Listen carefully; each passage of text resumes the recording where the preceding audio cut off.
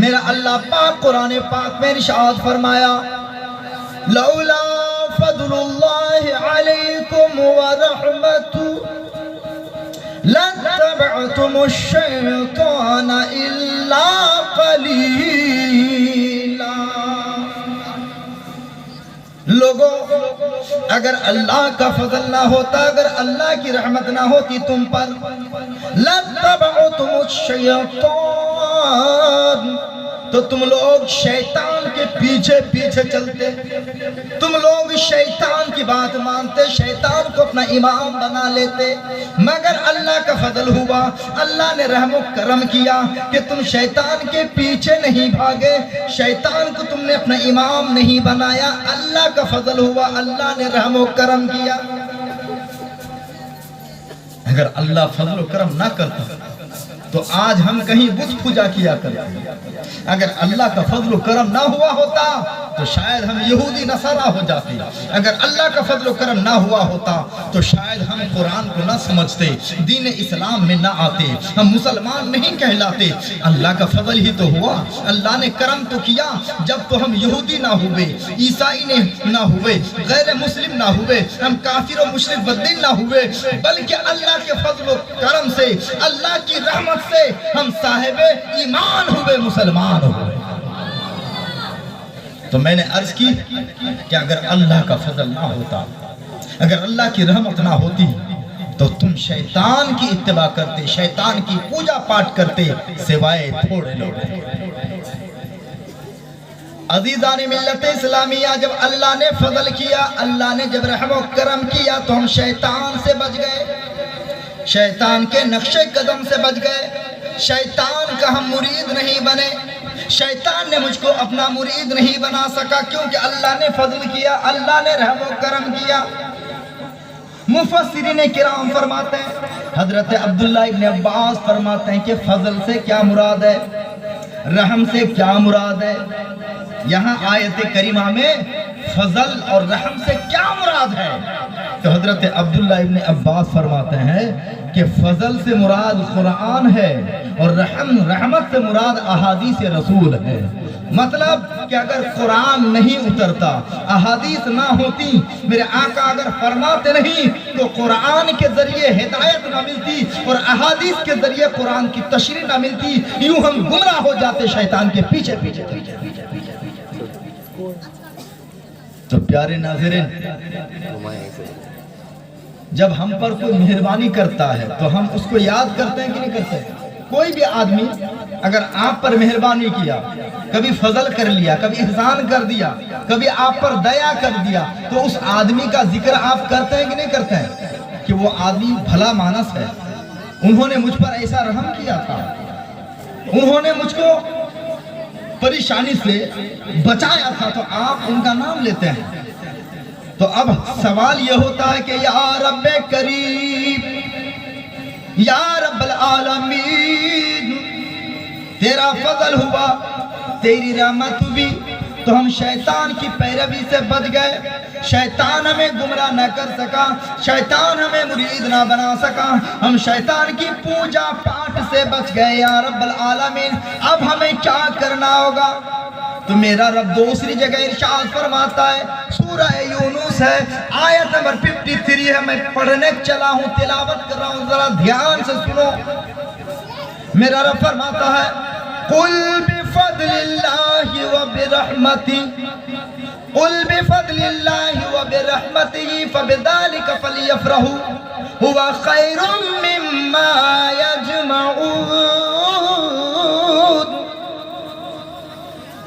اللہ پاک فرماتا ہے کہ جب میں نے فضل کیا، جب میرے رحم و کرم سے تم نجات پا گئے، تم جہنم کے کنارے جا پہنچے تھے، تم دوزخی ہو جاتے، تم جہنم میں جل جاتے، پل صراط میں تباہ ہو جاتے، دنیا میں تم غلط چیزوں کی پوجا پاٹ کرتے ہوتے، دنیا میں تم سورج کے آگے ماتھا ٹیکتے ہوتے، دنیا میں تم پہاڑوں کو خدا بنا لیے ہوتے جیسے اور لوگوں نے بنا لیا ہے، تم بھی 2 4 5 10 خدا تم بنا لیے ہوتے، مگر اللہ نے فضل کیا، تم کو تمام خداؤں سے سے نجات مل گئی اور ایک خدا کی عبادت کرنا تمہیں نصیب ہو گیا۔ جب اللہ کا فضل سے ہوا، اللہ کی جب رحمت سے یہ ہوا، تو پوچھتا ہوں، بندہ پوچھتا ہے مولا تو اب کرنا کیا ہوگا؟ تو رب کہتا ہے کہ جب میرے فضل سے، میری رحمت سے تم کو اتنا بڑا انعام ملا ہے تو پھر اس انعام کے بارے میں ذکر کرو، اس کا چرچا کرو، اس کا اعلان کرو، لوگوں کو بتاؤ، دنیا والوں کو سمجھاؤ کہ یہ اللہ کا فضل ہے، یہ اللہ کی رحمت ہے۔ اچھا آپ ایک بات بتائیں پیارے، کہ اللہ کا فضل قرآن ہے، اللہ کی رحمت احادیث ہے۔ اگر قرآن نہ ملتا، ہدایت نہ ملتی، اگر حدیثیں نہ ہم پاتے تو ہم مصطفیٰ کے فرمان کو نہیں پاتے۔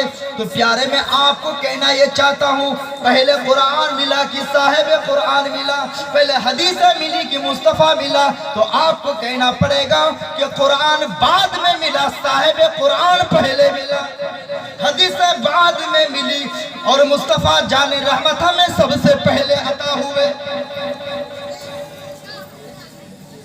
تو ہم قرآن کا ذکر کرتے ہیں، حدیث کا ذکر کرتے ہیں، تو جن کے صدقے میں ہم کو ایمان ملا، جن کے صدقے میں ہم کو وجود ملا، جن کے صدقے میں ہم انسان بنے، جن کے صدقے میں قرآن ملا، جن کے صدقے میں حدیث ملی، اب آپ ایک بات بتائیں کہ قرآن کا ذکر کرنا تو منع نہیں ہے نا، حدیث کی بات بولنا تو منع نہیں ہے، تو پھر جن کے صدقے میں قرآن ملا، حدیث ملی، ان کے بارے میں ذکر کرنا کیوں ناجائز ہو جائے؟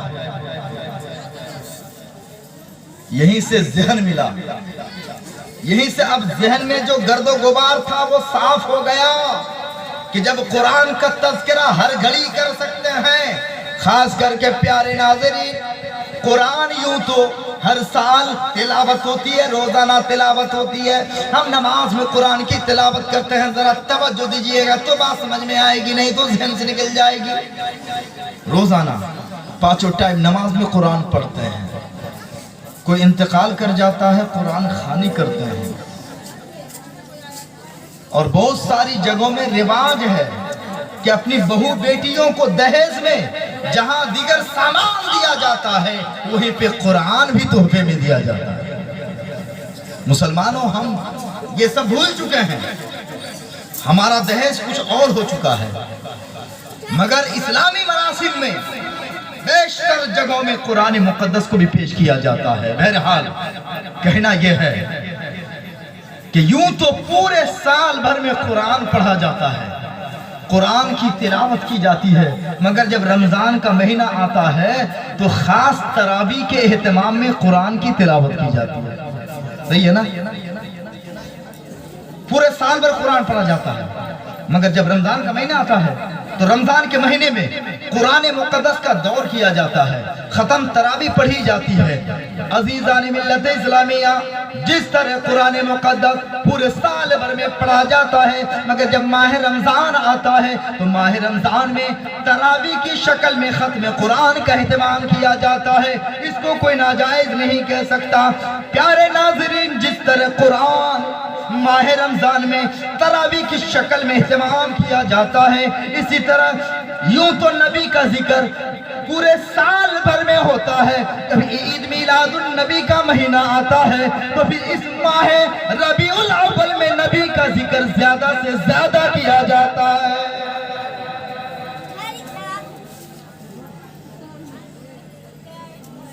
قرآن مقدس میں سورہ ضحیٰ آیت نمبر 11 میں میرا رب فرماتا ہے وَأَمَّا بِنِعْمَةِ رَبِّكَ فَحَدِّثْ، اپنے رب کی نعمت کا خوب خوب اعلان کرو، اپنے رب کی نعمت کا خوب خوب چرچا کرو۔ پیارے ناظرین،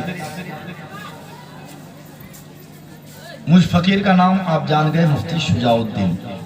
اگر آپ صرف وہ آفیسیل بڑھا دیں گے تو آپ میرے چینل میں چلے جائیں گے، مفتی شجاع الدین آفیسیل، جیسے آپ موبائل میں جائیں گے تو آپ مجھے چینل میں دیکھ سکتے ہیں، اور بہت سارے اب آپ جب کمنٹس کرتے ہیں اور کمنٹس زیادہ ہو جاتے ہیں تو اس کے حساب سے پھر میں پروگرام بناتا ہوں اور پھر ویڈیو کر کے میں شیئر کرتا ہوں۔ यूं तो हम और हम जैसे लोग, हम लोगों का काम ज्यादातर मेन बात बतानी होती है, मसलो मसाइल फतवा फराइज बताने का काम ज्यादा होता है। मगर लोगों का जहन ऐसा बन गया है कि अब हमें भी आम मुकर्रिरों की तरह तकरीर करनी पड़ती है। तकरीर करना सबसे आसान काम है, मगर गैर आलिमों से तकरीर सुनना जायज नहीं है। बोलिए, गैर आलिमों से तकरीर सुनना जायज नहीं है। आलिम किसको कहते हैं? आलिम उस मौलाना को कहते हैं, सहीहुल अकीदा मौलाना को, कि जो अकायद में मुस्तकिल हो और किसी की मदद के बगैर मोतबर किताबों से जरूरत के मसाइल को खुद जान सकता हो और जो पूछे उनको बता सकता हो, वो आलिम है। और गैर आलिमों को तकरीर करना जायज नहीं है, मगर इस फन को लोगों ने बहुत ही आसान बना लिया है। जो चाहा मौलाना बन गया, जो चाहा तकरीर करना शुरू कर दिया। आप ऐसा मत सोचें कि स्टेज में बैठे उलमाए किराम की मैं बात कर रहा हूँ, नहीं, बहुत सारों को हमने देखा है, मैं उनकी बात कर रहा हूँ। अजीज़ान मिल्लत इस्लामिया, ये जिम्मेदार स्टेज है, यहाँ पे बहुत सारे उलमाए किराम है, मैं तो नाम से वाकिफ नहीं हूँ। वहाँ पे था तो एक नाम मैंने सद्दाम सुना, किनका नाम है? आप ही का नाम सद्दाम है। एक नाम सद्दाम का सुना, और आपका नाम क्या है? शेर मोहम्मद। माशाअल्लाह, मौलाना सद्दाम साहेब, मौलाना शेर मोहम्मद साहेब और दीगर उलमाए ज़बील एहतराम है, जिन्होंने अहले सुन्नत वल जमात की बागडोरी संभाली हुए हैं और आपकी हमेशा वो रहबरी करते हैं, आपकी हिदायत करते हैं, देख रेख करते हैं, आपको हदीस बताते हैं, दीन समझाते हैं। बल्कि यूँ कहिए कि ये लोग आपके यहाँ के लिए खूंटी की हैसियत से हैं कि इन्होंने अब तक आपके मदरसे को संभाल के रखा है, मस्जिद को संभाल के रखा है, यहाँ की सुन्नियत को संभाल के रखा है। इसलिए अब आपकी मिल्ली फरीदा है आपका कि अब आप इनको संभालें, क्योंकि इन्होंने आपके दीन को संभाला है, तो आपको इनकी दुनिया को संभालना पड़ेगा। ये आपकी जिम्मेदारी है प्यारे। तो प्यारे नाज़रीन, जानते हैं ईद मिलादुन नबी सल्लल्लाहु अलैहि वसल्लम आप तो सुनते हैं कि मनाएंगे, कल उठेंगे, सलातो सलाम पढ़ेंगे, जुलूस निकलेंगे, नारा तकबीर और रिसालत की गूंज में हम निकलेंगे, बेशक ये जायज। मगर अगर आप कभी यूट्यूब वगैरह में जाते होंगे, देखते होंगे, बहुत सारे गलीज मुल्ला लोग इसको बोलता है कि नाजायज है, शिरक है, बिदअत है, और क्या बोलते हैं पता है? कि मीलाद नाम की कोई चीज है ही नहीं शरीयत में। नाउज़ बिल्लाहि मिन ज़ालिक। सेलिब्रेशन यानी खुशी का दिन मनाना, ये इस्लाम में है ही नहीं। आपने सुना इस तरह की बात? प्यारे नाज़रीन, तो अब आपके लिए जरूरी बन गया है कि आप जो ईद मिलादुन नबी का जश्न मनाते हैं, तो आपका क्या जानना जरूरी नहीं है कि हम जो ये जश्न मनाते हैं तो कुरान और अहादीस की रोशनी में इसका मनाना जायज है या नाजायज है? ये क्या जानना हमारे लिए जरूरी नहीं है कि हम आंख बंद कर ये मान रहे हैं? अजीज़ान मिल्लत इस्लामी, ये जानना हमारे लिए जरूरी है। इसलिए मैं वसूली गुफ्तगू करूंगा। वाक़यात तो आप बहुत सुनते रहते हैं, और वाक़या बयान करना, कहानी किस्सा सुनाना, तो आप भी ऐसा काम कर सकते हैं। ये भारी काम नहीं है, किस्सा सुनाना, कहानी सुनाना, जिसको हम जीवनी भी कर सकते हैं। तो जीवनी करना, किस्से कहानियां सुनाना, ये आसान काम है। एक पढ़ा लिखा आदमी बांग्ला, अंग्रेजी, हिंदी किताबें मुताला करके है ना, किस्सा कहानी और जीवनी कर सकता है। लेकिन वसूल की बात, जो कुरान में वसूल की बातें हैं, अहादीस में जो वसूल की बातें हैं, वो वसूल की बातें एक जिम्मेदार आलिम ही बता सकता है। और हमारी कौम को चाहिए कि सिर्फ किस्से कहानी ना सुना करें, बल्कि जो दीन में वसूल हैं, वसूल की रोशनी में आप मसाइल समझने की कोशिश करें। तो प्यारे, कहते हैं कि मिलाद मनाना शिर्क है। आपका ध्यान है, सुन रहे हैं? अगर ध्यान नहीं तो मैं बैठ जाऊं। मिलाद मनाना शिर्क है, नाजायज है, हराम है। किसी आदमी को नेक बख्त कहने के लिए क्या दलील देनी पड़ेगी? नहीं। चोर कहेंगे तो दलील देनी पड़ेगी, है कि नहीं? बात सही है ना? अच्छा कहने के लिए दलील की कोई जरूरत नहीं है। आप बुरा कहेंगे तो दलील देनी पड़ेगी। وہ چور ہے تو آپ کو دلیل دینا ہے، ثابت کرنا ہے کہ چور کیسے ہے۔ چور نہیں ہے اس کے لیے دلیل دینے کی کوئی ضرورت نہیں ہے، چور ہے اس کے لیے آپ کو دلیل دینی پڑے گی۔ تو جو لوگ میلاد کو ناجائز کہتے ہیں، جو میلاد کو حرام کہتے ہیں، جشن عید میلاد النبی منانا جو لوگ شرک اور بدعت قرار دیتے ہیں، پوری دنیا وہابیت کو میرا چیلنج ہے، میرے یوٹیوب چینل کے مادھیم سے اگر کوئی مائع کا لال اگر کسی میں دم ہے تو قرآن میں، حدیث میں، کسی بھی جگہ سے ایک آیت میں یا ایک حدیث میں لکھا دے جہاں یہ لکھا ہو کہ میلاد منانا شرک ہے، ناجائز ہے، حرام ہے، سوائے بکواس کے اور کچھ نہیں ملے گا۔ میں بتا دوں، شرک کا معنی ہے کم سے کم دو اللہ کو ماننا۔ شرک کا معنی کیا ہے؟ کم سے کم دو خدا کو مانو تو یہ شرک ہو گئے۔ اللہ تبارک و تعالی پیدا کر سکتا ہے، یہی پیدا کرنے کی بات اگر ہم کسی انسان کے لیے کہیں گے تو یہ شرک ہو گیا۔ تو شرک کا معنی کیا ہوا کہ کم سے کم دو خدا مانے۔ اب اگر میلاد منانا شرک ہے، اب آپ بتائیے اللہ تعالیٰ کی کیا میلاد ہوتی ہے؟ بولیے آپ لوگ، اللہ کا کیا میلاد ہوتا ہے؟ میلاد کا معنی ہوتا ہے پیدا ہونے کی جگہ۔ میرا اللہ فرماتا ہے لم یلد ولم یولد، لم یلد ولم یولد، سورہ اخلاص میں، نہ اس نے کسی کو جنا، نہ وہ کسی سے جنا، نہ وہ کسی کی اولاد، نہ اس کی کوئی اولاد۔ تو اللہ تعالیٰ نے تو یہ واضح کر دیا کہ نہ میں کسی کی اولاد، نہ میری کوئی اولاد، ٹھیک ہے؟ اور میلاد کس کی ہوگی؟ مخلوق کی ہوگی۔ اللہ تو مخلوق نہیں، وہ تو خالق ہے۔ میلاد کس کی ہوگی؟ عابد کی ہوگی، اللہ تو معبود ہے۔ تو پیارے ناظرین، میلاد منانا شرک کہہ کر کے وہ اللہ کی کہیں میلاد تو نہیں مناتے، اور اللہ کی میلاد منا کر کے نعوذ باللہ اللہ کو مخلوق تو ثابت نہیں کرتے۔ وہ آپ کو میری بات سمجھ میں آ گئی؟ میلاد پیدا ہونے کی جگہ، پیدائش کی جگہ، اللہ تو پیدا ہونے سے پاک ہے، نہ وہ کسی کا بیٹا، نہ اس کا کوئی بیٹا۔ اور یہ کہہ رہے ہیں کہ نبی کا میلاد منانے سے آپ لوگ مشرک ہو جاتے ہیں، میلاد منانا شرک ہے۔ تو شرک کا معنی ہے کسی ایک کام میں دو آدمی کا شریک ہونا۔ تو ہم تو میلاد نبی کی مناتے ہیں، تو تم کیا اللہ کی میلاد مناتے ہو؟ اگر اللہ کی میلاد ہے تب تو نبی کا میلاد منانا شرک ہو جائے گا، اور میلاد اسی کی ہوگی جو مخلوق ہے۔ اللہ تو مخلوق نہیں، وہ تو خالق ہے۔ تو واضح ہو گیا پیارے ناظرین، قرآن کی روشنی میں اور عقل کی روشنی میں یہ بات ثابت ہو گئی کہ میلاد منانا یہ شرک نہیں ہے، بلکہ جو میلاد منانے کو شرک کہتا ہے وہ پردے کے اندر اللہ تعالیٰ کی میلاد بنا کر اپنے آپ کو مشرک ہونا واضح کر رہا ہے۔ آپ کہتے ہیں خوشی منانا، خوشی منانا نہیں چاہیے، کہتے ہیں میلاد اسلام میں بلے خوشی منانا کوئی چیز ہی نہیں ہے، سیلیبریشن کوئی چیز ہی نہیں ہے۔ میں واضح کیے دیتا ہوں، شاید یہ واقعہ یا یہ تاریخ آپ کے لیے پہلی بار ہو۔ میں یہ نہیں کہتا ہوں کہ آپ نے نہیں سنا ہوگا، سنا بھی ہوگا۔ عزیزان ملت اسلامیہ، مذہب اسلام ہمارا ایسا پاکیزہ مذہب ہے کہ اس میں غم کا کوئی تصور نہیں ہے۔ اسلام میں صرف خوشی ہی خوشی ہے، بولیے الحمدللہ۔ اسلام میں غم نام کی کوئی چیز نہیں ہے، یہاں صرف خوشی ہی خوشی ہے۔ ہاں، کسی کے گھر میت ہو جائے تو اس گھر والوں کو 3 دن سے زیادہ سوگ منانا جائز نہیں ہے۔ شوہر انتقال کر جائے تو 4 مہینہ 10 دن سے زیادہ سوگ منانا جائز نہیں ہے۔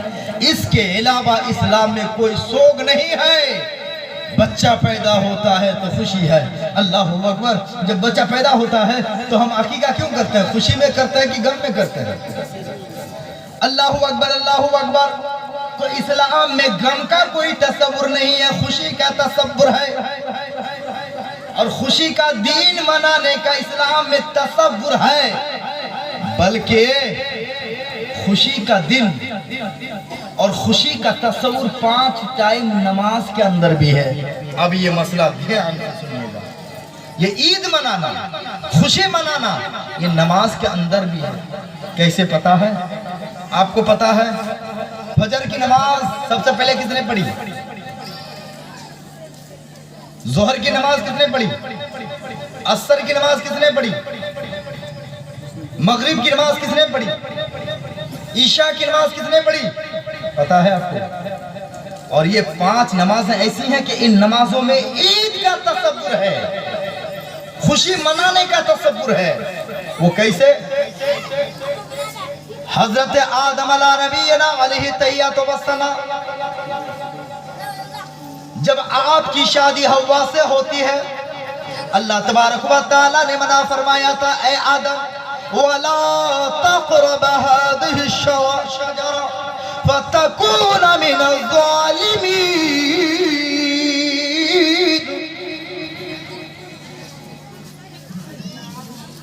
اے آدم و حوا، اس انگور کے پیڑ کے قریب نہ جانا، یا اس گیہوں کے پیڑ کے قریب مت جانا۔ اگر وہاں گئے اور اگر تم نے وہاں کا دانہ کھا لیا تو تم اپنے آپ پر ظلم کرنے والے ہو جاؤ گے۔ وَتَكُونَا مِنَ الظَّالِمِينَ، تم اپنے آپ پر ظلم کرنے والے ہو جاؤ گے۔ ان پیڑ کے قریب مت جانا، مگر شیطان نے کیا کیا؟ ورغلایا۔ شیطان کے ورغلانے پر حضرت آدم و حوا اس درخت کے قریب گئے، دانہ کھایا، جس کے نتیجے میں اللہ نے دونوں کو جنت سے نکال دیا۔ زمین پر آ گئے، دونوں بچھڑ گئے۔ 300 سال تک حضرت آدم علیہ نبینا علیہ تحیات و ثنا حضرت ماں حوا کی جدائیگی میں روتے رہے۔ ماں حوا کی جدائیگی میں 300 سال تک روتے رہے۔ اے اللہ مجھے حوا سے ملا دے، 300 سال ہو گئے میرے مولا، حوا سے مجھے ملا دے، میری بیوی سے ملاقات کرا دے۔ 300 سال ہونے کے بعد میدان عرفات میں حضرت آدم علیہ نبینا علیہ تحیات و ثنا، میدان عرفات جہاں پہ حج کیا جاتا ہے، وہاں پہ گئے۔ حضرت آدم علیہ السلام نے وہاں پہ دعا مانگی، یا رب العالمین 300 سال ہو گئے میری بیوی سے ملاقات نہیں ہوئی، مولا میری دعا قبول کر لے، میری بیوی سے ملا دے، ملاقات کرا دے۔ دعا نہیں قبول ہو رہی ہے۔ حضرت آدم کی نظر آسمان پہ پڑی، عرش اعظم پہ گئی، وہاں ایک نور چمکا۔ اس نور کے اندر کیا تھا پیارے؟ سنیے ذرا توجہ سے سننا۔ نگاہیں آسمان کی طرف گئی، عرش اعظم کی طرف گئی، وہاں پہ نور چمکا، نور پہ ایک پتا نظر آیا، اور اس پتے میں ایک کلمہ لکھا تھا۔ ابھی دیکھیے، ابھی ہم اور آپ پیدا نہیں ہوئے، ابھی آپ اور ہم پیدا نہیں ہوئے ہیں، ابھی ماں حوا اور بابا آدم کی بات چل رہی ہے، ابھی انسان دنیا میں ابھی آیا نہیں ہے مکمل طور پر۔ ابھی جتنے بھی انسان ہیں، جتنے بھی نسل انسانی ہے، یہ سب حضرت آدم کے پشت میں ہے، ماں حوا کی شکم میں ہے، پھر بعد میں یہ دنیا ہوگی، لوگ ہوں گے۔ ابھی دونوں کی بات چل رہی ہے، دونوں کی بات چل رہی ہے۔ حضرت آدم علیہ نبینا علیہ تحیات و ثنا نے جب آسمان میں دیکھا، عرش اعظم پہ دیکھا، نور دیکھا، نور کے اندر پتا دیکھا، پتے میں کلمہ دیکھا۔ پتا ہے آپ کو وہ کون سا کلمہ تھا؟ وہ کلمہ تھا لا الہ الا اللہ محمد رسول اللہ۔ یہ کلمہ لکھا ہوا تھا۔ حضرت آدم جیسے ہی کلمہ کو دیکھتے ہیں، آپ کے دماغ میں آتا ہے کہ میرے اللہ کے نام کے ساتھ یہ محمد کا نام جڑا ہوا ہے، اس کا مطلب یہ ہے کہ یہ ضرور اللہ کا کوئی قریبی بندہ ہے، ضرور کوئی قریبی بندہ ہے۔ تو حضرت آدم علیہ نبینا علیہ تحیات و ثنا نے اللہ کی بارگاہ میں التجا کی، یا رب العالمین 300 سال ہو گئے دعا کرتے کرتے، میری دعا قبول نہ ہوئی، یا رب العالمین یہ نام مبارک جو تیرے نام کے ساتھ جڑا ہوا ہے رکعت میری دعا قبول فرما لے، میری توبہ قبول فرما لے۔ اللہ تعالیٰ نے توبہ قبول کر لی، اور 300 سال کے بعد میدان عرفات میں حضرت آدم و حوا کی ملاقات ہو گئی۔ اس شکرانے میں حضرت آدم علیہ السلام نے فجر میں 2 گانا شکرانہ نماز پڑھی، بولیے سبحان اللہ۔ تو حضرت آدم و حوا کی ملاقات ہوئی۔ اس ملاقات کے شکرانے میں آدم نے 2 گانا نماز پڑھی، 2 نفل نماز پڑھی، تو اللہ تبارک و تعالیٰ نے حضرت آدم کی شکرانے کی یہ 2 گانا نماز نفل کو امت محمدیہ کے لیے نماز فجر میں فرض بنا دیا۔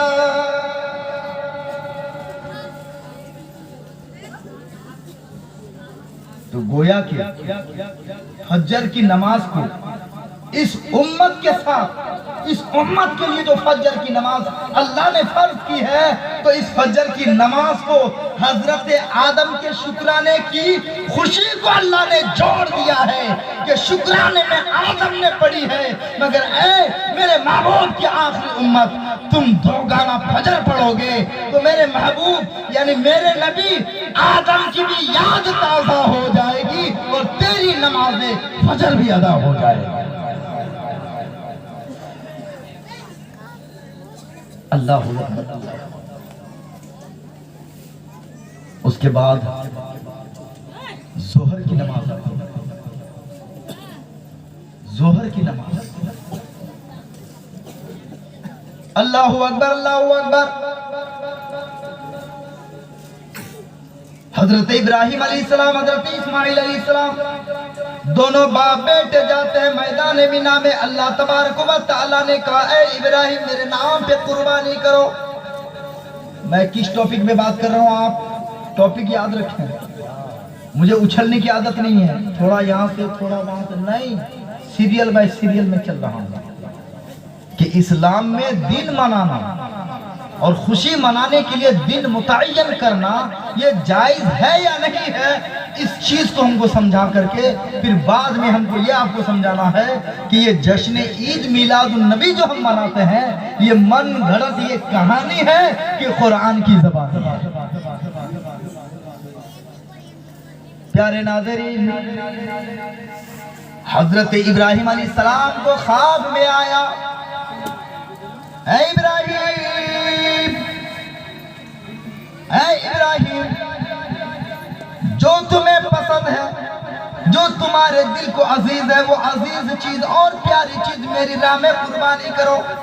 حضرت ابراہیم علیہ السلام نے 100 اونٹ قربان کر دی، مگر اللہ نے فرمایا نہیں، جو تمہاری پیاری چیز ہے وہ قربان کرو۔ نتیجتاً حضرت اسماعیل کو لے گئے، واقعہ سنانا مقصود نہیں ہے، اشارہ کرتا ہوں سمجھ جانا۔ پھر باپ بیٹے چلے گئے، جانے کے بعد باپ نے کہا بیٹا یا ابت افعل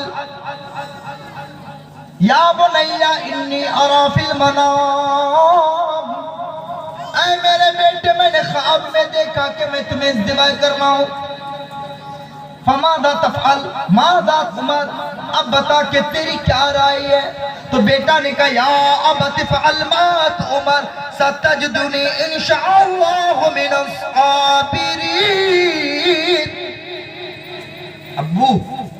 ابا جان، اللہ نے جس چیز کا آپ کو حکم کیا ہے آپ کیجئے، انشاءاللہ آپ کے بیٹے کو آپ صبر کرنے والا پائیں گے، اف تک نہ کہے گا۔ پھر جا کے باپ بیٹے کو قربان کر رہا ہے، بیٹے کی قربانی تو نہ ہوئی، اللہ تبارک و تعالیٰ نے دمبے کو بھیجا، جنتی دمبا کو بھیجا، اور حضرت خلیل کا بیٹا اسماعیل ذبح ہونے سے محفوظ ہو گئے، ان کو ذبح نہیں کیا گیا، دمبے کو ذبح کیا گیا۔ تو اللہ تبارک و تعالیٰ نے چونکہ حضرت اسماعیل و ابراہیم کا امتحان لے رہا تھا نا، امتحان میں دونوں باپ بیٹا کامیاب ہو گئے، تو اس شکرانے میں حضرت ابراہیم نے 4 رکعت شکرانے کی نماز وقت ظہر میں پڑھی۔ تو اللہ تبارک و تعالیٰ نے باپ بیٹے کے شکرانے کی 4 رکعت شکرانے کی نماز کو उम्मत मोहम्मदिया के लिए फर्ज की 4 रकात ज़ोहर नमाज करार दिया। और रब ने फरमा दिया, ओ मेरे बंदो, इम्तिहान में कामयाब होने के बाद शुक्राने के तौर पर बाप इब्राहिम ने, यानी इस्माइल का बाप हजरत इब्राहिम खलीलुल्लाह ने शुक्राने के तौर पर 4 रकात ज़ोहर पढ़ी थी। लिहाजा वो 4 रकात ज़ोहर जो इब्राहिम ने शुक्राने में पढ़ी थी, उस 4 रकात शुक्राने की नमाज को मैंने उम्मत मोहम्मदिया के लिए फर्ज करार दिया। तो अब जब हम 4 रकात ज़ोहर की नमाज पढ़ेंगे तो हजरत इब्राहिम की याद ताज़ा होगी। तो ये यादें इब्राहिमी रोजाना ताज़ा हो रही है। ये खुशी का समा रोजाना ज़ोहर के टाइम में हमको मिलता है। शर्त यह है कि हमको एहसास भी होना चाहिए। अल्लाह तबारक व तआला ने हजरत उज़ैर अलैहिस्सलाम, कौन? हजरत उज़ैर अलैहिस्सलाम अल्लाह के जलीलुल कदर पैगंबर गुजरे। कुरान शरीफ में आता है हजरत उज़ैर अलैहिस्सलाम के बारे में कि हजरत उज़ैर अलैहिस्सलाम को अल्लाह ने 100 साल तक सुला दिया। कितने साल तक? बोलिए, 100 आम। कुरान में आता 100 आम, 100 साल तक सो गए, 100 बरस तक सो गए। साथ में जो सवारी थी खच्चर, वो गल सड़ गया था। उसके बाद अंगूर का जो शीरा था, रस था प्याले में, वो भी जमीन पे खुश्क हो गया था।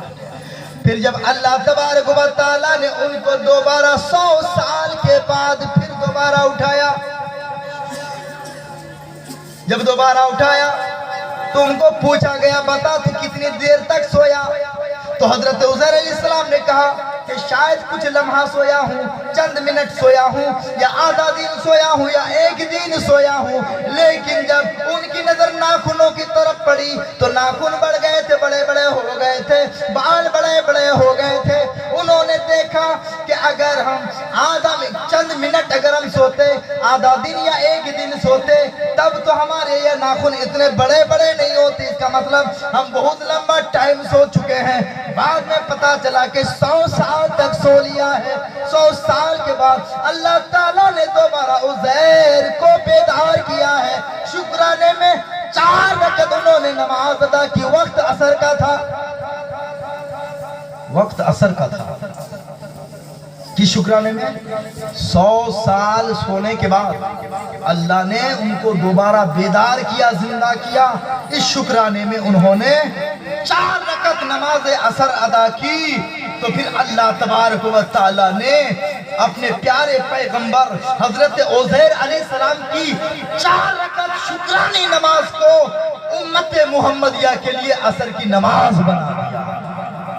तो हम जब असर की नमाज अदा करेंगे तो हजरत उज़ैर अलैहिस्सलाम की वो सुन्नत याद और वो सुन्नत की याद ताज़ा होती रहेगी।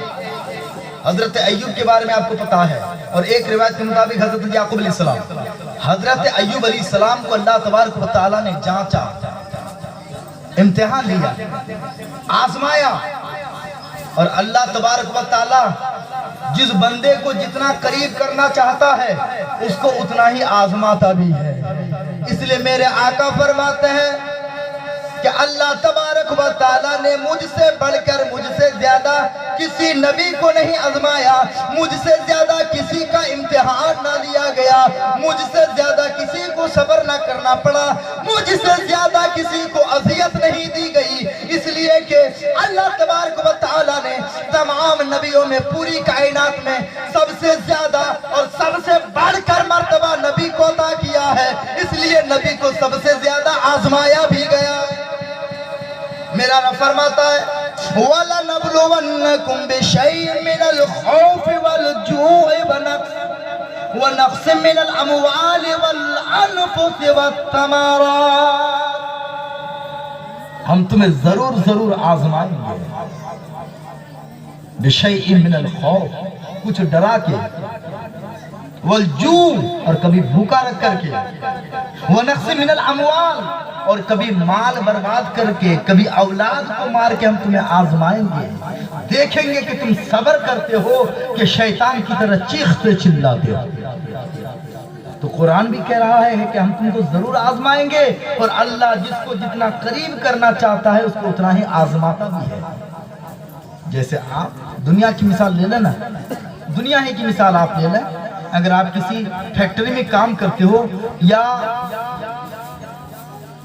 کسی دکان میں کام کرتے ہو تو پتا ہے دکاندار آپ کو آزماتا ہے، طرح طرح سے جانچ کرتا ہے کہ یہ بھروسے کے قابل ہے کہ نہیں، میں چلا جاؤں گا تو یہ میری دکان سنبھالے گا یا چوری کر لے گا، آزماتا ہے نا۔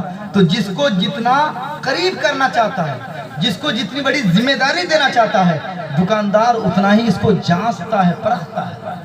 ایسے ہی پیارے اللہ تعالیٰ جس کو جتنا بڑا قریب کرنا چاہتا ہے، جس کو جتنا بڑا دوست بنانا چاہتا ہے، جس کو جتنا جنت کا سب سے اونچا مقام دینا چاہتا ہے، اللہ تعالیٰ اس کو اتنا ہی آزماتا ہے۔ اسی طرح اللہ تبارک و تعالیٰ نے حضرت ایوب علیہ السلام کو مقام عطا کرنا تھا، حضرت ایوب علیہ السلام کو آزمایا گیا، اس قدر آزمایا گیا کیا کہ جو بھی سواری تھی وہ جل گئی، بھینس اور جو بھی جانور تھے وہ تباہ ہو گئے، کھیت کھلیان تباہ ہو گئی، باغیچے برباد ہو گئے۔ آخر میں اللہ تبارک و تعالیٰ نے حضرت ایوب علیہ السلام کے جسم میں پھوڑے ڈال دیے، اس میں کیڑے پڑ گئے، کیڑے پڑ گئے، کیڑے۔ اللہ اکبر۔ روایت میں آتا ہے کہ حضرت ایوب علیہ السلام نے اتنا صبر کا مظاہرہ کیا کہ وہ کیڑے جو بدن پر تھے، وہ کیڑے اگر بدن سے نکل کر زمین پہ گرتے تھے تو حضرت ایوب علیہ السلام ان کیڑوں کو اٹھا کر بدن میں ڈال دیتے تھے اور اللہ کی بارگاہ میں یوں کہتے تھے، میرے مولا یہ تیرے سپاہی ہے جو میری رکھوالی کے لیے میرے بدن پہ ہے، اور تو اللہ کی سپاہی ہے، تو مجھ کو چھوڑ کے کیوں جا رہا ہے؟ تو یہاں جتنا رہے گا میرا مولا اتنا خوش ہوگا، تو جتنا میرا خون چوسے گا میرا مولا اتنا راضی ہوگا، اس لیے کہ میں مولا کے امتحان پر صابر ہوں، صبر کر رہا ہوں۔ اللہ اکبر۔ جب مکمل صبر کا مظاہرہ کیا، جب پورا امتحان میں کامیاب ہو گیا تو پھر جا کر کے حضرت ایوب علیہ السلام کو میں واقعہ، مکمل واقعہ نہیں سنا رہا ہوں ورنہ 1 گھنٹہ لگ جائے گا، واقعہ کا سنا رہا ہوں، صرف اشارہ کر رہا ہوں۔ حضرت ایوب علیہ السلام، حضرت ایوب نے اللہ کی بارگاہ میں دعا کی تو اللہ نے فرمایا کہ پاؤں مارو، وہاں پہ چشمہ اولے گا، ایک چشمے کے پانی سے نہانا اور ایک پانی کو پی لینا، تم شفا یاب ہو جاؤ گے۔ پھر حضرت ایوب علیہ السلام کو شفا مل گئی، اور جو بیماری تھی قریباً 100 سال آپ بیماری میں مبتلا رہے۔ ایک روایت میں 70 سال ہے، ایک روایت میں 100 سال ہے۔ 100 سال تک آپ مریض رہے اور جسم میں آبلہ پائی کے آپ شکار رہے، کیڑے مکوڑوں نے آپ کے جسم کو بہت اذیتیں پہنچائی، اور یہ اذیت از خود نہ تھی، خدا کی طرف سے امتحان تھا۔ اللہ اکبر، اللہ اکبر۔ جب 100 سال کے بعد حضرت ایوب علیہ السلام کو شفا ملتی ہے، بیماری سے جب نجات ملتی ہے، تو اللہ تعالیٰ کا شکر ادا کرنے کے لیے آپ نے 4 رکعت نماز پڑھنے کی نیت باندھی اور آپ کھڑے ہو گئے۔ 4 کی نیت سے مغرب کا وقت تھا، مغرب کا وقت تھا، 4 رکعت نماز پڑھنے کی نیت سے آپ نے تحریمہ باندھ لی۔ اللہ اکبر۔ مگر پیارے لمبے ٹائم تک بیمار رہنے کی وجہ سے اس قدر کمزور ہو گئے تھے، اس قدر نحیف ہو گئے تھے، اس قدر آپ کمزور ہو گئے تھے کہ 3 رکعت کے بعد 4تھی رکعت کے لیے کھڑے نہ ہو سکے۔ 3 رکعت پر آپ نے سلام پھیر دیا تو اللہ تبارک و تعالیٰ نے حضرت ایوب کے اس مغرب کے شکرانے کی 3 رکعت نماز مغرب کو امت محمدیہ کے لیے نماز فرض بنا دیا۔ تو اب ہم جب مغرب کی نماز یہ 3 رکعت کی نماز ادا کرتے ہیں، حضرت ایوب کی سنت ادا ہوتی ہے، حضرت ایوب کا دین یاد آتا ہے، آتا ہے کہ نہیں آتا؟ اب رہ گیا عشاء کا وقت۔ اللہ اکبر، اللہ اکبر۔ آزمائش تھی، امتحان تھا، آزمائش کے لیے، امتحان کے لیے اللہ تعالیٰ نے حضرت یونس علیہ السلام کو مچھلی کے پیٹ میں ان کو جانا نصیب ہوا۔ مچھلی کے پیٹ میں 40 دن تک رہے اور 40 دن تک وہ مچھلی پانی میں تیرتی رہی، سمندر میں تیرتی رہی، دریا میں تیرتی رہی. پھر اللہ تبارک و تعالیٰ کے فضل و کرم سے حضرت یونس سلام کی دعا کی برکت سے اللہ تبارک و تعالیٰ نے آپ کو مچھلی کی پیٹ سے نجات عطا فرمائی. اور 40 دن کے بعد مچھلی کے پیٹ سے آپ خشک میں آئے. اور آنے کے بعد آپ نے 4 رکعت شکرانے کی نماز ادا فرمائی. تو اللہ تبارک و تعالیٰ نے وہ 4 رکعت شکرانے کی نماز جو یونس نے پڑھی تھی امت محمدیہ کے لیے نماز فرض بنا دیا. اب آپ بتائیے، نماز جو افضل العبادات ہے، تمام عبادتیں زمین پر فرض کی گئی، مگر نماز کا تحفہ عرش اعظم پہ ملا. تو نماز جیسی اہم عبادت کو بھی اللہ تبارک و تعالیٰ نے کسی نہ کسی بزرگ ہستی کے ساتھ، کسی نہ کسی پیغمبر کے ساتھ نماز جیسی اہم عبادت کو بھی ان کی نسبتوں سے منسوب کر رکھا ہے. اور تم کہتے ہو کہ اسلام میں خوشی منانے کے لیے کوئی روایت نہیں ہے. ہماری نمازیں بھی خوشیوں کی نسبت سے منسوب ہیں، نبیوں کی سنتوں سے منسوب ہے. لہذا جو کہے کہ اسلام میں سیلیبریشن کوئی چیز نہیں ہے وہ نرا جھوٹا ہے، جاہل ہے، ان پڑھ ہے، گوار ہے. اور میں ایک بات ڈنگے کے چوٹ پہ کہنا چاہتا ہوں. ایک چیز بتائیں آپ، جو لوگ میلاد نہیں مناتے ہیں تو وہ ان کا دھرم نہیں ہے. بھئی جو آپ نہیں مناتے ہو تو وہ تو آپ کا دھرم نہیں ہوا. ہم مناتے ہیں تو یہ ہمارا دھرم ہوا. تو جب یہ ہمارے دھرم کی بات ہے تو تم چیختے کتوں کی طرح کیوں ہو؟ تم گدھوں کی طرح کیوں چلاتے ہو؟ ناجائز حرام شرک بدعت کہنے کی تم کو ضرورت کیوں پڑ رہی ہے؟ جب اہل سنت والجماعت منا رہے ہیں تو یہ ہمارے مذہب کی بات ہو گئی، یہ ہمارے رسم و رواج کی بات آ گئی. تم کو جلن کیوں ہوتا ہے؟ لہذا سنو، اگر اہل سنت والجماعت پوری دنیا کے بیدار ہو گئے تو میلاد کے خلاف آواز اٹھانے والوں پر FIR درج کرنا چاہیے. ہر جگہ ان کے نام کیس ٹھوکا جانا چاہیے. کیونکہ جب تم مانتے نہیں ہو، جب تمہارے دھرم میں ہے ہی نہیں، تو تم اس کے خلاف بک کر کے تم گویا کہ ہمارے دھرم کے خلاف بک رہے ہو. یہ ہم برداشت نہیں کریں. عزیزان ملت اسلامیہ،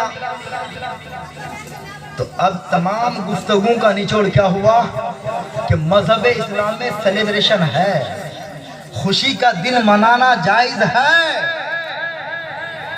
پیارے ناظرین، اور ایک چیز کیا بولتے جانتے ہیں؟ یہ فضول خرچی ہے. بولتے سنتے ہیں آپ لوگ کہ فضول خرچی ہے. یہ سب فضول خرچی کرتے ہیں. یہ سب فضول خرچی نہ کر کے یہ سب پیسہ اکٹھا کر کے اگر کسی دین کے کام میں لگایا جائے کتنا اچھا ہوگا. کسی کو میرے پروفیسر بنایا جائے تو کتنا اچھا ہوگا. ایک جاہل ان پڑھ گوار نام نہیں آ رہا ہے، یہ حیدرآباد کا ہے، MP کا ہے. اس نالائق کو سنو گے تو اتنا غلیظ، اتنی غلاظت وہ بکتا اور اگلتا ہے اور کہتا ہے نعوذ باللہ من ذالک کہ اسلام میں اس کا کوئی تصور ہی نہیں ہے. اور اس بیٹے کو نہ قرآن پڑھنا آتا ہے نہ حدیث پڑھنا آتی ہے. علم کا یہ حال ہے. ٹھیک ہے، کہتا ہے کہ یہ فضول خرچی ہے. یہ جو آپ سجائے ہو نا یہ فضول خرچی ہے، یہ فالتو خرچ ہے، یہ بلے گناہ کا کام ہے. پیارے ناظرین، اب میں آپ کو بتانا چاہتا ہوں، ذرا توجہ کریں، دھیان ذرا آپ ہماری طرف دیں تو بات آپ کو سمجھ میں آئے گی. پیارے ناظرین، شادی ہوتی ہے نا، شادی کسی کا نام ہے. میں نے قبول کیا، تم نے قبول کیا. 2 گواہ، ایک نکاح پڑھانے والا اور میاں بیوی، 5 آدمی سے نکاح ہو گئے. یہی تو نکاح ہے نا. مگر نکاح میں، شادی بیاہ میں کیا خالی اتنا ہی ہوتا ہے؟ اتنا ہی ہوتا ہے؟ نہیں ہوتا ہے نا. خاندان میں جتنے رشتہ دار ہیں سب کو کپڑا دینا ہے، سب کو 10 دن پہلے دعوت دینی ہے. کسی کو 5 دن پہلے، کسی کو 2 دن پہلے. اور یہ پنڈال تو کچھ نہیں ہے، کرسیوں کا انتظام ہے، طرح طرح کے کھانے کا انتظام ہے، اور الگ سے پلاسٹک گلاس کا انتظام ہے، ٹفن کا انتظام ہے. یعنی اتنے انتظامات ہے. جو شادی 10,000 میں ہو سکتی تھی وہیں پہ وہ شادی 1.5 لاکھ 2 لاکھ 3 لاکھ 4 لاکھ 5 لاکھ میں ہو رہی ہے. ہو رہی کہ نہیں؟ اب میں پوچھنا چاہتا ہوں، وہاں تم کو فضول خرچی نظر نہیں آ رہی ہے؟ یہ جو 5 لاکھ تم خرچ کر رہے ہو حرام کے، 10 سال میں تمہاری 10,000 روپے میں شادی ہو جائے گی. تو یہ 4,90,000 تم برباد کیوں کر رہے ہو؟ یہ 4,90,000 روپیہ بچا کر کے غریب کی کیوں نہیں مدد کرتے؟ تب تو وہاں فضول کا فتویٰ نہیں جاتا ہے، کیونکہ یہ بیچارہ ہی فضول سے فاضل ہے، اس لیے فضول کا فتویٰ وہاں نہیں لگتا ہے. اللہ اکبر، اللہ اکبر. فیملی پلاننگ کے تحت پیارے ناظرین میں آپ کو پوچھنا اور بتانا چاہتا ہوں، میں قریب سے آپ کو سمجھانا چاہتا ہوں، مسجد کس چیز کا نام ہے؟ قُلْ لِلَّهِ الْمَشْرِقُ وَالْمَغْرِبُ. محبوب آپ لوگوں سے فرما دیجئے کہ مشرق بھی ہمارے لیے ہے، مغرب بھی ہمارے لیے ہے. تم جہاں چاہو گے خانہ کعبہ کی طرف رک کر کے نماز پڑھو گے، تیری نماز ہو جائے گی. نماز ہو جائے گی کہ نہیں پیارے؟ کیا یہ مینار کا نام مسجد ہے؟ کیا گنبد کا نام مسجد ہے؟ میں تو کہنا چاہتا ہوں وہاں کھلے طور پر، صاف طور پر، نبی کے زمانے میں نہ مینار تھا نہ گنبد تھا، نہیں تھا. یہ بعد کی پیداوار ہے. ایک ایک مینار میں لاکھوں لاکھ روپے خرچ کیے جا رہے ہیں کہ نہیں؟ ایک ایک گنبد میں لاکھوں لاکھ روپے خرچ کیے جا رہے ہیں کہ ہم ناجائز نہیں کریں کہ وہ ناجائز ہے، مگر یہ جو میلاد ہی پہ فضول خرچی کا فتویٰ صرف یہ میلاد ہی میں وہ لگاتے ہیں، یہ نالائق، یہ حرام خور نبی کا کلمہ پڑھتا ہے، مگر نبی کے نام پر جب خوشی منانے کی بات آتی ہے تو پھر بھی فضول کا فتویٰ آ جاتا ہے. تو یہ مینار 100 200 300 فیٹ اونچائی کا یہ آپ مینار بناتے ہیں. اسلام میں تو اس مینار کی کوئی حیثیت نہیں ہے کہ تم اتنا لمبا مینار بناؤ. حضور کے زمانے میں نہیں تھا، گنبد میں نہیں تھا، تو کیوں بناتے ہو آپ؟ یہاں لاکھوں لاکھ روپے خرچہ کرتے ہو. اگر وہ مینار نہ ہو، گنبد نہ ہو تو کیا نماز نہیں ہوگی؟ مسجد کے اندر اگر ٹائلز نہ لگاؤ تو کیا وہ مسجد نہیں ہوگی، نماز نہیں ہوگی کیا؟ عزیزان ملت اسلامیہ، وہاں تو کوئی فضول نہیں بکتا ہے. اللہ اکبر. اے مسلمانوں، اب ذرا میں جو کہنے چلا ہوں ذرا دل میں ہاتھ رکھو اور دماغ کو حاضر کرو اور سمجھنے کی کوشش کرو. یہ مینار ملا ہے تو نبی کے صدقے میں، مسجد ملی ہے نبی کے صدقے میں، اور خانہ کعبہ بھی ملا ہے نبی کے صدقے میں.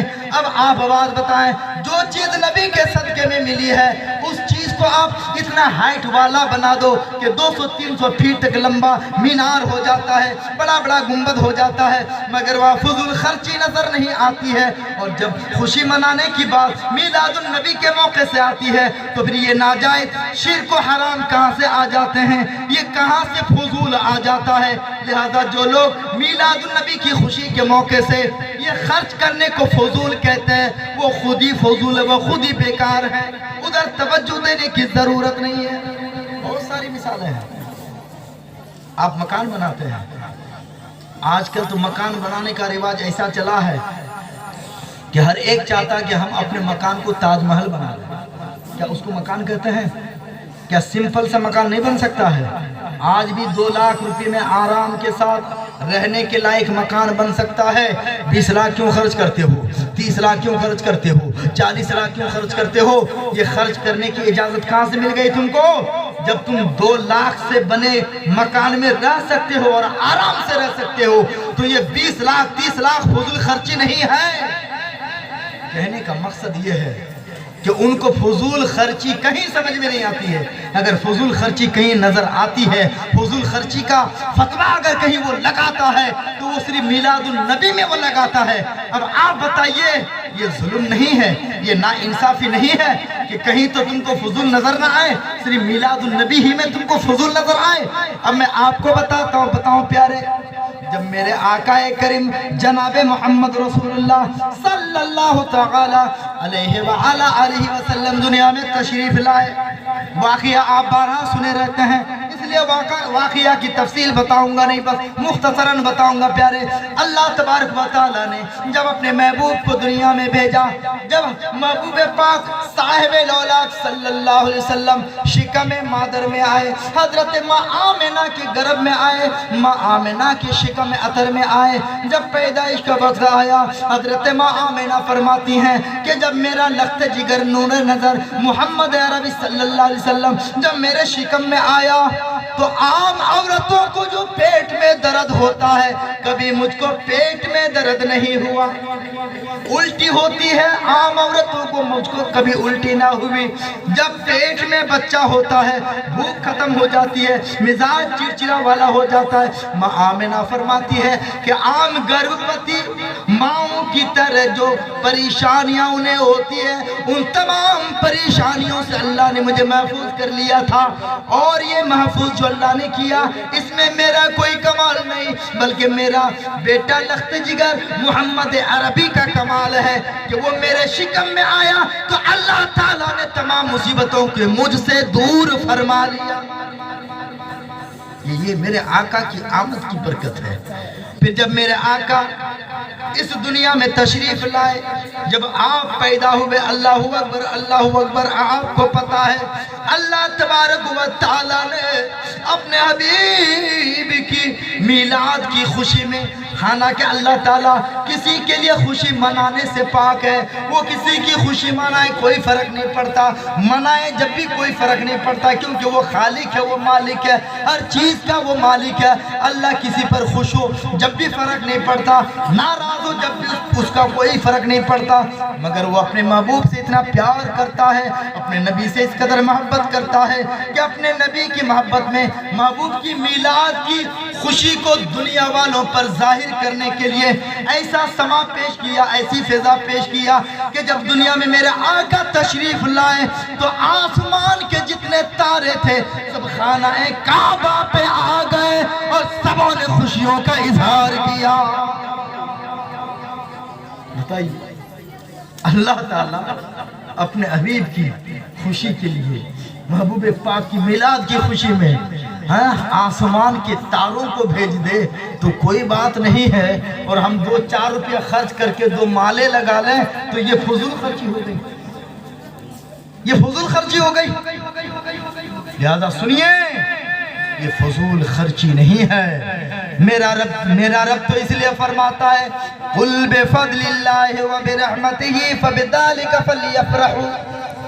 محبوب آپ اپنے امت سے کہہ دیں، اپنے لوگوں سے کہہ دیں، آپ اپنے ماننے والوں سے کہہ دیں کہ لوگوں سنو، اللہ تعالیٰ کے فضل پر خوشی منایا کرو، اللہ کی رحمت پر خوشی کا اظہار کیا کرو، اور میرے نبی سے بڑھ کر نہ تو دنیا میں کوئی فضل ہو سکتا ہے، نہ میرے نبی سے بڑھ کر اللہ کی کوئی رحمت ہو سکتی ہے۔ قرآن نے دوسری جگہ ارشاد فرمایا وَمَا أَرْسَلْنَاكَ إِلَّا رحمت للعالمین۔ اے محبوب، ہم نے آپ کو ساری کائنات کے لیے رحمت بنا کر بھیجا، آپ کی پوری ذات رحمت ہے، ماتھا بھی رحمت، ہاتھ بھی رحمت، انگلیاں رحمت، پیٹ رحمت، قدم رحمت، یہ زلف معمر یہ رحمت، داڑھی کے بال یہ رحمت۔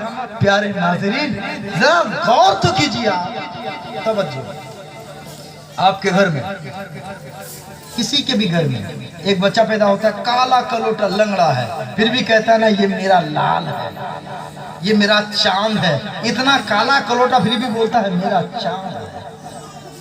کیوں؟ کیونکہ وہ آپ کا بیٹا ہے نا، اور آپ کبھی بھی ناخوش نہیں ہوتے ہو، بیٹا لنگڑا ہو چاہے کالا کلوٹا کیوں نہ ہو، پھر بھی کہتے یہ میرا لال ہے، یہ میرا چاند ہے، یہ میرا سورج ہے، یہ میری آنکھوں کا نور ہے، دل کی دھڑکن ہے۔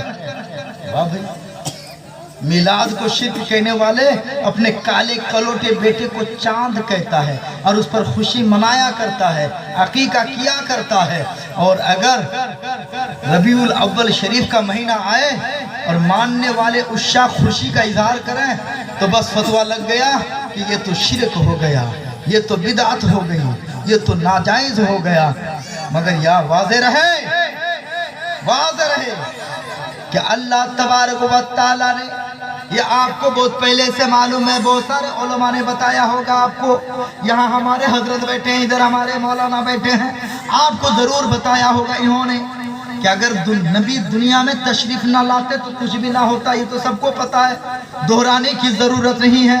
میرے نبی دنیا میں تشریف نہ لاتے تو کچھ بھی نہ آتا، نہ یہ فرشی زمین بچھائی جاتی، نہ آسمان کا شامیانہ لگایا جاتا، نہ یہ چاند کے کمکمے لگائے جاتے، اور نہ ہی یہ چاند کو لگایا جاتا، نہ سورج کو بجھایا جاتا، نہ یہ ستارے لگائے جاتے، کچھ بھی نہ ہوتا۔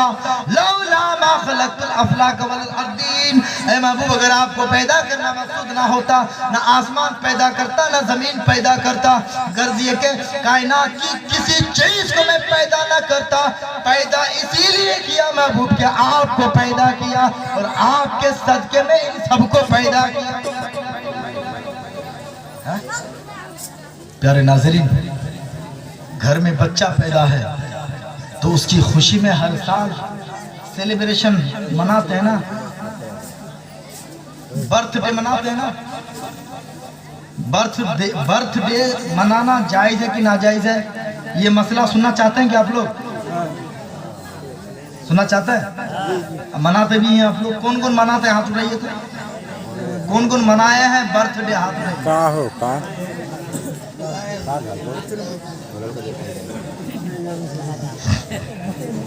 جانتے ہیں، پھر میں یہاں سے چیلنج کر کے پوری دنیا کی نسل وہابیت کو جو میلاد سے چڑھتے ہیں اور میلاد کو بند کرنے کے لیے طرح طرح سے بناوٹی دلیل پیش کرتے ہیں، چیلنج کرتا ہوں۔ برتھ ڈے منانا جائز بھی ہے، ناجائز بھی ہے، مگر وہابیہ صرف ناجائز ہی کہتے ہیں، اور ان کے ناجائز کہنے کی مجھے پتا ہے تاکہ اسی کے ذریعے جو میلاد النبی یہ لوگ مناتے ہیں یہ بند ہو جائے۔ مگر واضح رہے، نبی پاک صلی اللہ علیہ وسلم کی میلاد کو برتھ ڈے کہنا جائز نہیں ہے، مگر وہ برتھ ڈے کو ناجائز کہہ اس لیے رہے ہیں تاکہ لوگوں کے دماغ میں، ذہن میں، تصور میں، خیال میں یہ بات ڈالی جائے کہ لوگوں جس طرح تم اپنا برتھ ڈے نہیں منا سکتے تو نبی کا بھی برتھ ڈے نہیں منا سکتے۔ اس سے وہ کہنا یہی چاہتے ہیں، مگر اب میں آپ کو بتا دیتا ہوں، وہ لوگ ناجائز ہی کرتے ہیں برتھ ڈے کو، مگر ہمارے یہاں برتھ ڈے منانا جائز بھی ہے اور ناجائز بھی۔ اگر کوئی برتھ ڈے منانے میں ناجائز کام کرتا ہے، دیکھتے ہیں نا طرح طرح کا ناجائز کام ہوتا ہے برتھ ڈے کے اندر، لڑکا لڑکی کا رقص کیا جاتا ہے، لڑکے اور لڑکی ایک ساتھ ہو کر کے ڈانس بھی کرتے ہیں، اور اس میں کیک وغیرہ کچھ بنا کر کے چاقو سے کاٹتے ہیں، اور کاٹنے کے بعد اس کو منہ میں ملتے بھی ہیں، بہت سارے لوگ کرتے ہیں، جو یہودیوں کا طریقہ ہے۔ اب اگر کوئی یہودیوں کا طریقہ سمجھ کر یہودیوں کے طرز پر اگر کوئی برتھ ڈے مناتا ہے تو یہ ناجائز ہے، اور اگر دھیان میں، خیال میں یہودیوں کا دھیان نہیں ہے، نصارہ کا خیال نہیں ہے کہ وہ مناتا ہے کہ نہیں مناتا، آپ ایسے ہی مناتے ہیں۔ اور یہ ہے کہ جس دن بچہ پیدا ہوا تھا اس دن اگر آپ فاتحہ خوانی کی شکل میں برتھ ڈے منائیں تو یہ منانا ناجائز نہیں ہے۔ مسئلہ سمجھ میں آ گیا بات؟ تو پیارے ناظرین، اگر آپ یوں ہی منائیں، اس میں کوئی ناجائز کام شریک نہ کریں، مرد و عورت کو اکٹھا نہ کریں، اور کھانے پینے کی چیز کا طریقہ استعمال غلط نہ ہو، تب تو برتھ ڈے منانا ناجائز نہیں ہے۔ لیکن اگر یہ خیال کر کے برتھ ڈے منائیں گے کہ یہودیوں نے منایا ہے اور ان کے طرز ادا کو آپ اپنائیں گے کہ وہ جس طرح مناتے ہیں ہم بھی منائیں گے، نعوذ باللہ من ذالک، تب تو پیارے وہ ناجائز حرام ہوگا، تب تو یہ نیت پر منحصر ہو گیا۔ لیکن واضح رہے کہ برتھ ڈے کا جو طریقہ ہے اور برتھ ڈے کا جو تصور ہے وہ عید میلاد النبی کے ساتھ اس کا کوئی لینا دینا نہیں ہے، کیونکہ جشن عید میلاد النبی کسی خاص آدمی کے لیے نہیں ہے، بلکہ جشن عید میلاد النبی کی خوشی والے تہوار میں کائنات کے تمام مسلمان برابر کے شریک ہیں، لہذا خوش دلی کے ساتھ منائیں گے۔ پیارے ناظرین، رات کافی ہو گئی ہے، 10 बजे टाइम देते आप तो 2 बजे तक हम सुनाते हैं, और ऐसा लगता है कि आपका जहन बिल्कुल सुनने के लिए तैयार ही है। लेकिन याद रखिए, कभी भी अच्छे मुक़र्रिर को बुलाएं, कुछ सुनना चाहें तो उनको सही टाइम दे दीजिए। उनका जो टाइम है 10 बजे उठा ही दीजिए। आज उनके यहाँ वहाबी देवबंदियों के जो जलसे होते हैं ना, वो 10 बजे अपने असली मुक़र्रिर को उठा देते हैं, इसलिए उनका जो प्रोग्राम है कामयाब होता है, और हमारा प्रोग्राम बस वाही ही में पूरा ख़त्म हो जाता है। और चंदा कलेक्शन पहले ही कर लीजिए ताकि महफिल में चंदा करने की ज़रूरत पेश ना आए, है नहीं। अभी हमारे कई मौलाना ने मदरसे के बारे में बताया, मस्जिद के बारे में बताया। मदरसा में सीखा जाता है और मदरसे में जो सीखा जाता है उस पर अमल मस्जिद में किया जाता है। तो पहले मदरसा की मस्जिद, पहले मदरसा की मस्जिद, बोलिए बोलिए, है कि नहीं। इसलिए ये हदीस तो नहीं है, कुछ लोग कहते हैं मौलाना साहब कि अल मदरसतो बैती वल मस्जिदो बैतुल्लाह, ये हदीस नहीं है, ये गड़ी हुई बात है। हाँ, आप ताबील कर सकते हैं कि चूंकि मदरसे में हुजूर अकरम सल्लल्लाहु अलैहि वसल्लम की आम तालीमात की तालीम दी जाती है, लिहाजा ये हुजूर का घर होगा। और मस्जिद में चूंकि अल्लाह ही की सिर्फ इबादत की जाती है, लिहाजा वो मस्जिद अल्लाह का घर है ही है। लिहाजा ये अल मस्जिदो बैती वल मदरसतो बैती वल मस्जिदो बैतुल्लाह, ये जोड़ करके जो हदीस बयान की जाती है गड़ी हुई है। हाँ, मस्जिद अल्लाह का घर है और मदरसे को रसूलुल्लाह का घर कहा जा सकता है। यहाँ सीखा जाता है, सीख करके मस्जिद में उस पर अमल किया जाता है। ठीक है, तो प्यारे नाज़रीन, आपको मदरसा बचाना जरूरी है। मदरसा बच गया तो मस्जिद को कोई शहीद नहीं कर सकता है। सुनिए, अगर मदरसा टिक गया, मदरसा बच गया, मदरसे में एजुकेशन बच गया, तो मस्जिद कोई तोड़ नहीं सकता है, क्योंकि वहां पढ़ने वाला मस्जिद आबाद करेगा जाकर। और अगर मदरसा रहेगा ही नहीं तो आपकी मस्जिद खुद ही से ढह जाएगी। लिहाजा असले तवज्जो मदरसे की तरफ देने की जरूरत है। जब मदरसा पाए तक पहुंचेगा, मदरसा अपने मकसूद तक पहुंचेगा, जब अपने मंजिल मुंतहा तक जब मदरसा पहुंचेगा तो मस्जिद की तामीर और मस्जिद की खूबसूरती खुद ही बढ़ जाएगी। लिहाजा मस्जिद को कम, मदरसे को ज्यादा खूबसूरत बनाने की जरूरत, मदरसे में ज्यादा तवज्जो देने की जरूरत है। मगर हमारे लोगों को क्या कहिएगा, ज्यादातर तवज्जो मस्जिदों की तरफ देंगे, फिर नमाज नहीं पढ़ने जाएंगे मस्जिद में, सिर्फ तवज्जो देंगे। प्यारे नाज़रीन, मदरसे को बड़े कीजिए, मुदर्रिसिन को रखिए और फजीलत तक की तालीम का इंतजाम कीजिए। मैंने सुना कि यहाँ कभी किसी दौर में फजीलत तक की तालीम हुई है, यहाँ पे दस्तार फजीलत हुई है, यहाँ से लोग पढ़ के निकले हैं, मगर फिर आप इतना सुस्त क्यों पड़ गए हैं? सुस्त मत पढ़िए और मदरसे को असली हालत में लाने की कोशिश कीजिए। खूने जिगर इसको पिलाइए, क्योंकि ये आपका सरमाया है, ये आपका सरमाया है। आपका घर आपका सरमाया नहीं है, आपका बागीचा ये आपका सरमाया नहीं है, क्योंकि आप जब इंतकाल कर जाओगे तो आपका बगीचा बढ़ जाएगा, आप मर जाओगे आपकी जमीन बढ़ जाएगी, आपके इंतकाल के बाद आपका घर, आपके घर पर आपके बेटे का कब्जा हो जाएगा। मगर खून पसीने से अगर आपने मदरसे की तामीर करी तो ये मदरसा हमेशा के लिए आपके लिए दुआ को बन जाएगा। इसलिए आपका असल सरमाया आपका घर खलियान और जाके बागीचा नहीं है, बल्कि मदरसा है। लिहाजा आप मदरसे को मुकम्मल तौर पर उसकी आखिरी उरूज तक पहुंचाने की आप दामे दिरमे सुखने हर एतबार से कोशिश करें, लोगों को बेदार करें। एक बार दुरूद शरीफ पढ़िए, अल्लाहुम्मा सल्ली अला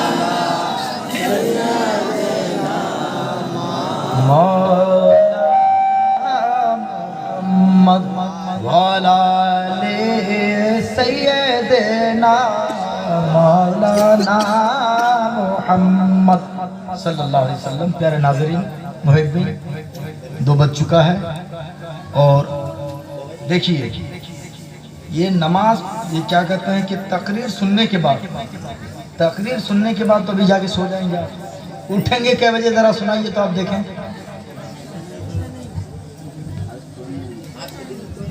फज्जर की नमाज कौन कौन पढ़ेंगे? तो यहाँ से जलसा से जाने के बाद फज्जर की नमाज कौन पढ़ेंगे? हाथ उठाइए, उठाइए। आप नबी से मोहब्बत करते हैं? नबी से कौन कौन मोहब्बत करते हैं? हाथ उठाइए तो बोलिए। नहीं करते ना, ईमान चला जाएगा। हाथ उठाओ। जब आप नबी से मोहब्बत करते हैं और नबी नमाज से मोहब्बत करते थे, और महबूब की जो महबूब शय होती है उससे मोहब्बत की जाती है, लिहाजा नबी को फजर की नमाज प्यारी थी। और आपको अगर फजर की नमाज प्यारी ना हो तो फिर आपकी मोहब्बत झूठी है। तो हमारा ये जश्न ईद मिलाद नबी मनाना और ये खुशी मनाना, ये उस वक्त पूरा होगा जबकि हम नबी की प्यारी चीज और नबी की प्यारी अदाओं को भी हम अदा करने की कोशिश करेंगे। तो अब यहाँ से नियत करके उठिए कि आप फज्र की नमाज कज़ा नहीं करेंगे इंशाअल्लाह, और फज्र की नमाज जमात के साथ पढ़ने के बाद जो सुबह की पुरनूर घड़ी है, जो आमद रसूल की पुरनूर घड़ी है, उसमें आप इकट्ठा होंगे, जमा होंगे। और फिर मेरे इमाम ने जो फरमाया कि जिस सुहानी घड़ी, बोलिए, जिस सुहानी घड़ी चमका तैबा का चांद, उस दिल अफरोज साथ पे लाखों सलाम। तो जिस घड़ी मेरे आका दुनिया में तशरीफ लाए, उस पूर्णूर घड़ी में आपको तशरीफ लाना है और प्यारे मुस्तफ़ा सल्लल्लाहु अलैहि वसल्लम के दर अक़दस में दोनों हाथ को अदब और करीने के साथ बांध करके सलाम मोहब्बत पेश करना है, दुरूद अक़ीदत पेश करना है। और ये ध्यान में रखना है कि अगर हम सुना नहीं पा रहे हैं मगर नबी जरूर सुन पा रहे हैं। हम दुरूद पढ़ते हैं, सलाम पढ़ते हैं। दुरूद से सवाब मिलता है और सलाम से नबी का जवाब मिलता है। इसलिए नबी के लिए हम दुरूद भी पढ़ते हैं, नबी के लिए हम सलाम भी